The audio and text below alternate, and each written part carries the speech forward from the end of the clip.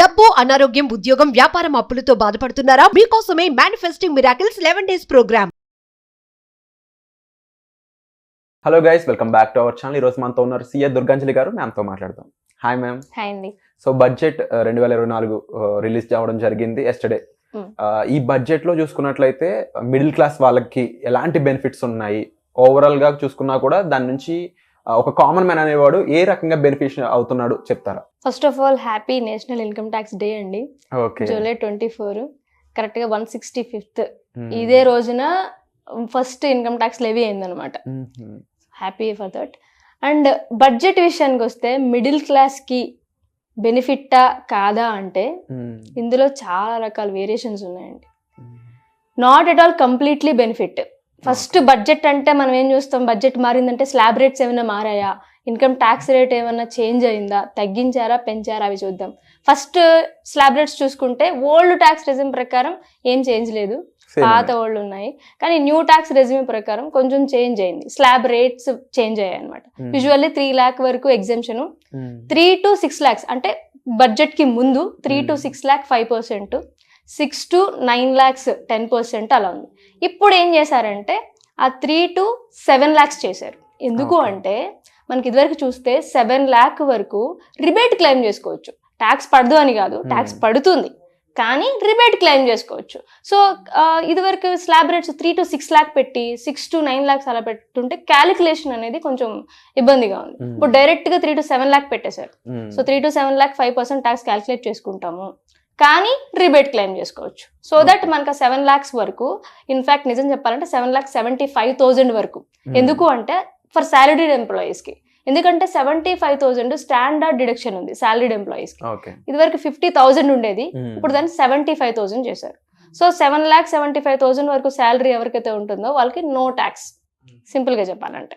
7 lakh to next 10 lakhs అనమాట. ఇదివరకు ఏంటి 6 lakhs to 9 lakhs ఉండేది, ఇప్పుడు దాన్ని 7 lakh to 10 lakh చేశారు, 10%.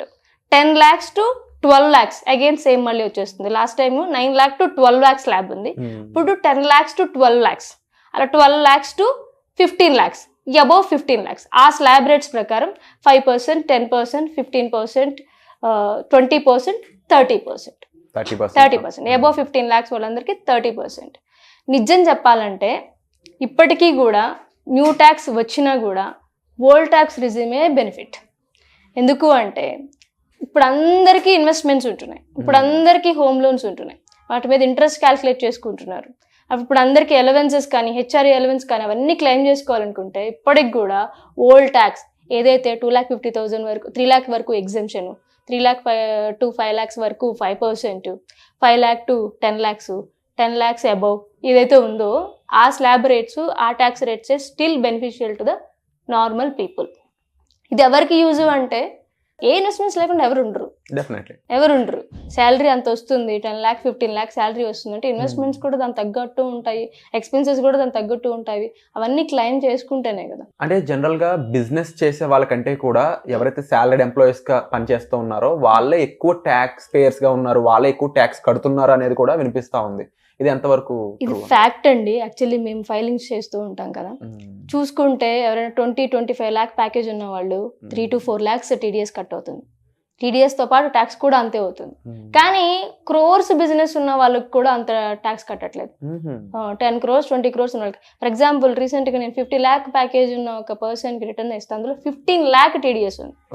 అనుకోవచ్చు 50 lakhs ప్యాకేజ్ 15 lakhs ఏముంది అనుకుంటారేమో, కానీ crores turn over 10 crores 20 crores ఉన్న వాళ్ళు కూడా 15 lakhs కట్టట్లేదండి ట్యాక్స్. ఎందుకు అంటే సింపుల్, అంటే తప్పని కాదు కానీ వాళ్ళకి ఎలిజిబిలిటీ, వాళ్ళకి ఏంటంటే ఎలవెన్సెస్ కానీ ఎక్స్పెన్సెస్ అన్ని కూడా డిడక్షన్ కింద తీసుకునే ఆపర్చునిటీ ఉంది. బిజినెస్ పర్సన్స్ ఇప్పుడు ప్రతి ఎక్స్పెన్స్ వాళ్ళు క్లెయిమ్ చేసుకోవచ్చు. Food expenses, food and provisions అని చెప్పి క్లెయిమ్ చేసుకుంటారు వాళ్ళు, లేకపోతే స్టాఫ్ వెల్ఫేర్ అని చెప్పి వాళ్ళ పర్సనల్ ఎక్స్పెన్సెస్ అన్ని క్లెయిమ్ చేసుకుంటారు. బిజినెస్ పర్సన్స్ కి ఎక్స్పెన్సెస్ అన్ని తీసేగా రిమైనింగ్ ప్రాఫిట్ మీద మాత్రం వాళ్ళకి ట్యాక్స్ పర్సెంటేజ్ పడుతుంది. ఓకే, కానీ పాపం సాలరీడ్ పర్సన్స్ కి నిజంగా పెట్టి వాళ్ళకి అలా ఉండదు. కొన్ని డిడక్షన్స్ స్పెసిఫై చేసి ఉంటాయి, ఆ డిడక్షన్స్ క్లెయిమ్ చేసుకోవాలన్నా కూడా చాలా కండిషన్స్ ఉంటాయి. ఆ కండిషన్స్ అన్ని కంప్లై అయితేనే ఆ డిడక్షన్స్ వస్తాయి. ఆ డిడక్షన్స్ రాకపోతే కంప్లీట్ ట్యాక్స్ డిడక్ట్ అయిపోతుంది. చూడండి మరి 15 lakhs ఏం చేసుకునే వాళ్ళకి 15 lakhs ట్యాక్స్ కడుతున్నారు అంటే అప్రాక్సిమేట్లీ చూడండి మరి ఎంత వేరియేషన్ ఉంటుంది వాళ్ళకి. సో దట్ ఏంటి అంటే బిజినెస్ పర్సన్స్తో కంపేర్ చేసుకుంటే సాలరీడ్ పర్సన్స్కి నిజంగానే అన్యాయం జరుగుతుంది. ఫ్రాంక్లీ ఇప్పుడు వీళ్ళు కూడా స్లాబ్ రేట్ ఇచ్చారు కదా 7 lakhs సంథింగ్ 3 lakhs వరకు ఎగ్జంప్షన్ అని పెట్టాము. ఒక ఫ్యామిలీ 3 lakh మొత్తంతో బతికేయగలుగుతుందండి? 3 lakh ఒక ఫ్యామిలీకి ఫర్ ఎగ్జాంపుల్ 4 persons వేసుకున్నా వాళ్ళ ఫుడ్, క్లోతింగ్, లేకపోతే హాస్పిటల్ ఎక్స్పెన్సెస్ కానీ సమ్ అదర్ ఎక్స్పెన్సెస్ కానీ 3 lakh వరకు మొత్తం ఎలా అవుతుంది? రాదు కదా. సో దట్ సాలరీడ్ పర్సన్స్కి అయితే నిజంగానే అన్యాయం అయితే జరుగుతుంది. 50,000 నుంచి 75,000కి స్టాండర్డ్ డిడక్షన్, అది పెద్ద డిడక్షన్ బెనిఫిట్ ఏం కాదు వాళ్ళకి, సింపుల్గా చెప్పాలంటే. 3 to 5 lakhs ఎవరైతే సంపాదిస్తూ ఉన్నారో వీళ్ళు ఇప్పుడు 3 to 7 lakhs వరకు పెరగడం జరిగింది కదా, వాళ్ళంతా కూడా నెక్స్ట్ ఐటీఆర్ ఫైలింగ్కి 27,000 యావరేజ్గా ఉంటుంది కదా పే. ఇదంతా కూడా అంటే మెయిన్ పాయింట్ ఏంటి అంటే వీళ్ళు ఎర్నింగ్ క్యాపబిలిటీస్ ఇలా ఉన్నా కూడా దానికి తగ్గట్టు ఎక్స్పెన్సెస్ రేట్స్ కూడా పెరుగుతూ ఉన్నాయి ఇప్పుడున్న సిచ్యువేషన్ లో. గవర్నమెంట్ ఎందుకు ఇలా ఆలోచిస్తుంది అంటారు? స్టిల్ గవర్నమెంట్ ఎందుకు ఇలా ఆలోచిస్తుంది అంటే గవర్నమెంట్ అడిగితే మనం ఏం చెప్తారంటే స్లీపింగ్ పార్ట్నర్ అంటారు. దాని గురించి మనం ఏం కామెంట్ చేయలేము.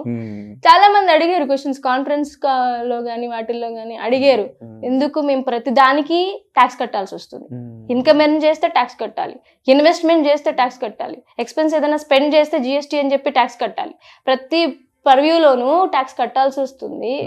ఇది గవర్నమెంట్ కి మేము direct sleeping partner, it's like చెప్పారు కదా, మేము ఇన్కమ్ ఎర్న్ చేస్తున్నాం, మేము యాక్టివ్, మేము వర్క్ చేస్తున్నాం, మేము ఎర్న్ చేస్తున్నాం, యాక్టివ్ పార్ట్నర్, కానీ మీరు మాత్రం ప్రాఫిట్ మాత్రం షేర్ మాత్రం తీసుకుంటున్నారు స్లీపింగ్ పార్ట్నర్ అని చెప్పి చెప్తున్నారు. ఫ్యాక్టే అది కొంతవరకు. సో దట్ ఈ బడ్జెట్ వల్ల, నిన్న రిలీజ్ అయిన ఈ బడ్జెట్ వల్ల మిడిల్ క్లాస్ పర్సన్స్కి స్పెసిఫై చేశారు, మిడిల్ క్లాస్ని దృష్టిలో పెట్టుకొని చేశాము. మిడిల్ క్లాస్ పర్సన్స్కి అంత బెనిఫిషియల్గా ఏమీ లేదండి. ఇంకెక్కువ ఆలోచించవచ్చు, ఇంకెక్కువ ప్రాజెక్ట్స్ తీసుకోవచ్చు. చాలా ఎగ్జామ్స్ శాలరీ, ఇప్పుడు ఫర్ ఎగ్జాంపుల్ శాలరీ పర్సన్స్ తీసుకుంటే వాళ్ళకి చాలా allowances under so many conditions ఉంటున్నాయి.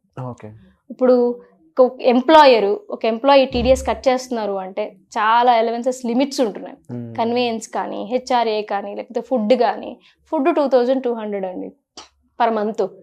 నిజంగా 2,200 అంటే 80 rupees for example per day వేసుకుంటే ఏ హోటల్లో 80 rupeesకి మీల్స్ పెడుతున్నారు?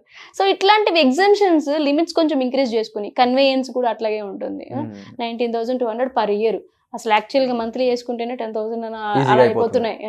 సో ఆ ఎక్స్పెన్సెస్ ఎగ్జంప్షన్స్ లిమిట్స్ పెంచుకోగలిగితే ఎంప్లాయర్ కూడా టీడీఎస్ కొంచెం తక్కువ కట్ చేయడానికి ఉంటుంది. సో దట్ ఎంప్లాయీస్కి కొంచెం బెనిఫిషియల్గా ఉంటుంది. చాలా ఉన్నాయి ఉండడానికైతే. శాలరీ చాప్టర్లో 21 ఎగ్జంప్షన్స్ ఉన్నాయి, ఎలవెన్సెస్ ఎగ్జంప్షన్స్ ఉన్నాయి, 25 ఏమో పర్క్విజిట్స్ ఉన్నాయి, ఎలవెన్సెస్ పర్క్విజిట్స్ ఉన్నాయి. అన్నీ కూడా వెరీ లిమిటెడ్, రిస్ట్రిక్టెడ్, చాలా కండిషన్స్ ఉంటాయి. కరెక్ట్గా పర్సన్స్కి అయితే రీచ్ అవ్వట్లేదు, సాలరీడ్ ఎంప్లాయీస్కి అయితే.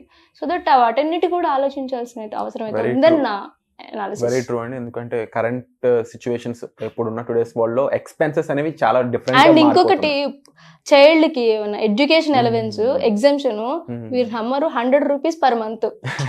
100 rupees కి ఏ ఎడ్యుకేషన్ ఇన్స్టిట్యూషన్ ఎడ్యుకేషన్ ఇస్తుంది? సో అట్లాంటివి at least without any condition, education చాలా ఇంపార్టెంట్, వితౌట్ ఎనీ కండిషన్. అన్ని చోట్ల గవర్నమెంట్ స్కూల్స్, కాలేజెస్ లేవు. సో ఉన్నా కూడా ఇప్పుడు ప్రైవేట్ కి ఎక్కువ ఇంపార్టెన్స్ ఇస్తున్నారు. కుదరదు, ఎందుకంటే ట్రావెలింగ్ ఇంపార్టెంట్ వాళ్ళకి. పోనీ మనం గ్యారంటీగా గవర్నమెంట్ స్కూల్లో చదివిద్దాము అంటే కుదురుతుందా? వీళ్ళు ఇక్కడ హైదరాబాద్ లో ఎక్కడెక్కడో వర్క్ చేసే వాళ్ళు గవర్నమెంట్ స్కూల్ దాకా వీళ్ళు జాయిన్ చేయించలేరు కదా. సో దట్ అవన్నీ ప్రాక్టికల్ చూసుకొని without conditions at least education, food, కొంచెం ఈ ట్రావెలింగ్, ఈ ఎక్స్పెన్సెస్ కైనా వితౌట్ కండిషన్ వాళ్ళకి అలవెన్సెస్ ఎగ్జంప్షన్ ప్రొవైడ్ చేయగలిగితే బాగుంటుంది. వండర్ఫుల్.